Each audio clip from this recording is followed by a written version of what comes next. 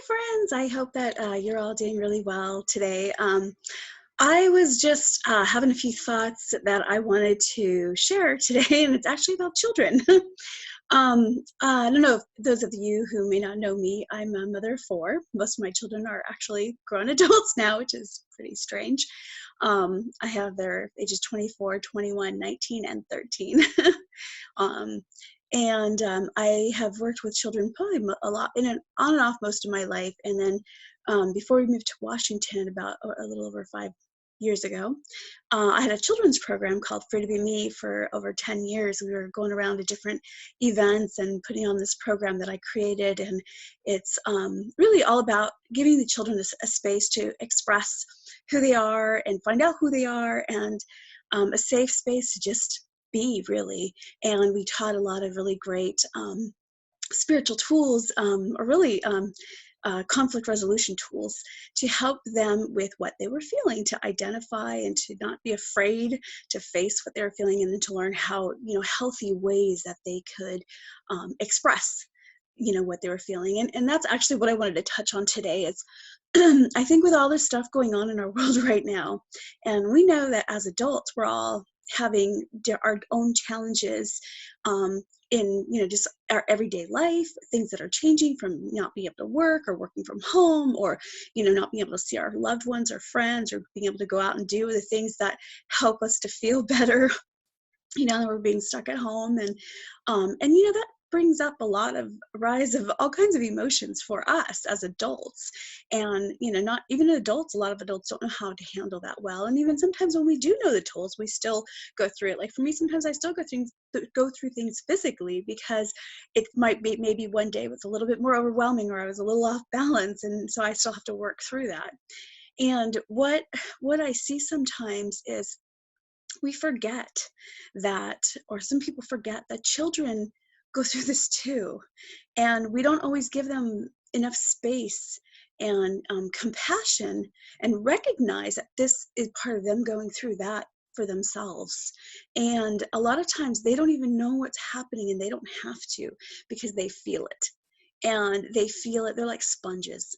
And especially the newer children, they are literally, they amplify what we're going through, and they feel it, and then they show it.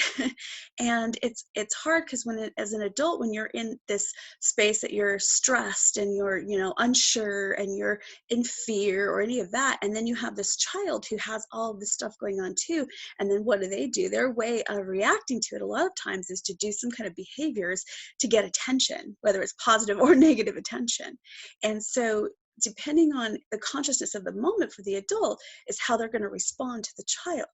And I think that it's really important to take some extra time here to think about that, and to remember that. And I know it takes so much extra patience, but it's so worth it, because then that child is going to grow up and have these wonderful tools, because you gave them that patience and extra love and compassion that they needed going through this as well. And you might have a really nice bonding moment, or moments, with your child. And so I really encourage you to, regardless of their age, talk to them about what's going on in whatever level you feel is appropriate. And trust me that kids are really good at understanding things, depending on how we approach it. And it doesn't have to be this crazy, fearful thing. You just be like, hey, we're, like I talk to my kids, we're in this, like, this is history here. We've never been here before. We've never been in quite this situation, and don't know exactly what's going to happen. And this is what is happening so far that we see in the world. And these are the actions that we're being asked to do. And like, how do you feel about it? Let's talk about it. Does it bother you? Whatever is going on, you can talk about it. And even if they don't understand, then we have an opportunity to say, okay, well, even if you don't know what you're feeling or why you're feeling this way, but you're having this maybe anxiety. So there's a lot of kids go through a lot of anxiety. They don't always know how to put words to that that feeling. Actually, that happens a lot, and they don't always feel safe to do so, or they're feeling frustration or anger. Because think about, for a lot of these kids, they, even if they don't like the schoolwork, they enjoy being at school or at their activities with their friends, you know, having that social interaction, or being able to go outside or do whatever, you know, they're normally able to do. And now they can't do any of that either. And now they're cooped up at home, they're feeling the stress. So like talking to them about what they're feeling, help them identify it if they don't know how.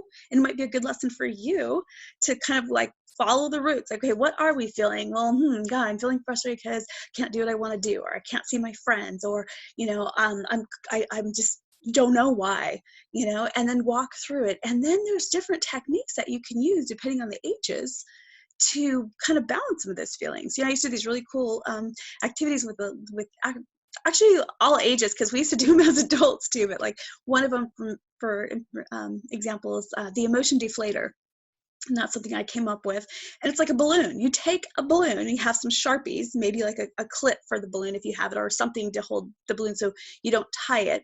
But you talk about what you're feeling, like any negative, you know, out of balance emotion, anger, frustration, anxiety, whatever. And then you take this balloon and you blow it into the balloon, you know, and then you hold it for a minute and you use the Sharpie and you write what that looks like, you know, what the anger, if you put it to pictures or words, or, you know, whatever it is, maybe it's a color, maybe it's like just a scary picture or just scribbles, you know, whatever it is.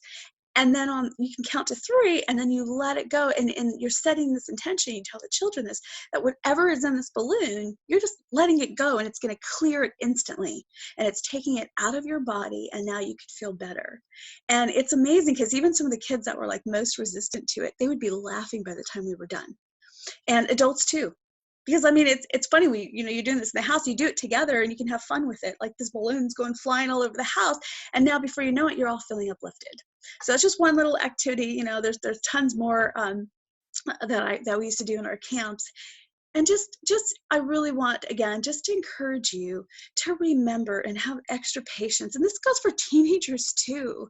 You know, they actually might be feeling it even more because they really understand a lot more than a lot of times we give them credit for. So they know what's happening, but then they also have their own feelings about it. And for a lot of them, it is really hard to be away from their friends and the activities that they love. Like this is a huge part of them, how they're growing and what they're becoming and stepping into. And so now you add that, plus they can feel the stress of what the adults are going through. And then, you know, that tends to, you know, they tend to, you know, sometimes have a little attitude. That's just part of a teenager, you know, that rite of passage coming into their own. And sometimes as adults, we can take that as, you know, disrespect or get angry or whatever. And you don't have to. You can just understand that is their outlet right now. That is their outlet and how to deal with some of the stuff they're feeling, and then talk to them. And maybe take them through some of the activities, or find something, you know, deep breathing. Teach even little kids. You could teach little kids how to breathe, stop and take really deep, slow breaths in and out, 3 to 5, whenever they're feeling something, you know, that's too much for them. Yoga, you can do yoga together. You can take walks outside, just in your yard if you have a yard, you know. You can find different activities that you might like to do together, play a game, something to help diffuse whatever it is they're feeling. And anyway, that's it for now. I just really felt glad to share. I'll probably share some more and whenever it comes to me. And if you have any questions, you can post it, ask me, anything else you want to share with it. I'd love to hear it. You know, I think it's a really great time for us to share and to really help each other. I do have a website. I'm actually now thinking about all this. I'm probably going to add a couple pages to my website about the children and stuff, and just to help give some more tools and ideas, or even just maybe put the videos there. But my website is thelabyrinthoflife.com, and I'll put it on the YouTube video in the writing part. And I'm on Facebook, and I actually have a Free to Be Me Facebook page, which I am probably going to reactivate because I know at this time it is something that I think is really, really important to work with and to share and to help support the children through this too, because they're our future. They're going to be the ones that are going to be, you know, running things down the line. And if they go through this period and they're crushed during this, that's not going to serve anybody. So keep it in mind. Lots of love and hugs to you. And just so you know, like anything I ever share, it's always without any judgment. because we all are doing the best that we know how, and we're walking through very interesting times. And so with that, I send you all lots of love. I just love you all so much, and hugs, and until we talk again, lots of blessings.